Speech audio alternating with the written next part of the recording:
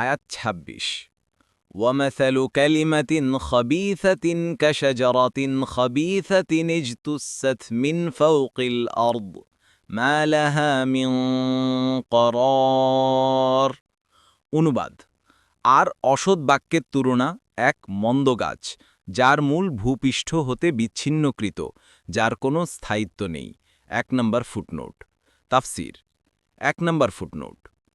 কালিমাতিন খবিসাতিন এটি কালিমায়ে তৈয়েবার বিপরীত শব্দ এখানে কাফেরদের দৃষ্টান্ত দেওয়া হয়েছে খারাপ গাছ দ্বারা কালিমায়ে তৈয়েবার অর্থ যেমন লা ইলাহা ইল্লাল্লাহ অর্থাৎ ঈমান তেমনি কালিমায়ে খাবিসার অর্থ কুফুরি বাক্য ও কুফুরি কাজকর্ম কুরতুবী আনাস রাদিয়াল্লাহু আনহু এর তাফসিরে কাশাজরাতিন খাবিসাতিন অর্থাৎ খারাপ গাছের উদ্দিষ্ট অর্থ হানজাল বৃক্ষ সাব্যস্ত করা হয়েছে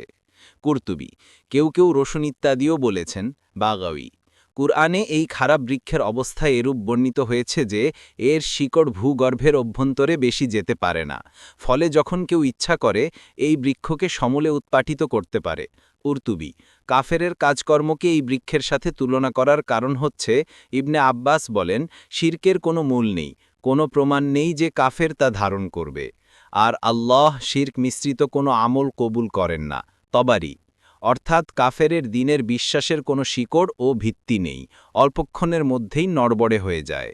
অনুরূপভাবে এই বৃক্ষের ফল ভুল অর্থাৎ কাফেরের ক্রিয়াকর্ম আল্লাহর দরবারে ফলদায়ক নয় গ্রহণযোগ্য নয় বাগাবী কুরতুবী ইবনে কাসির ও ফাথুল কাদির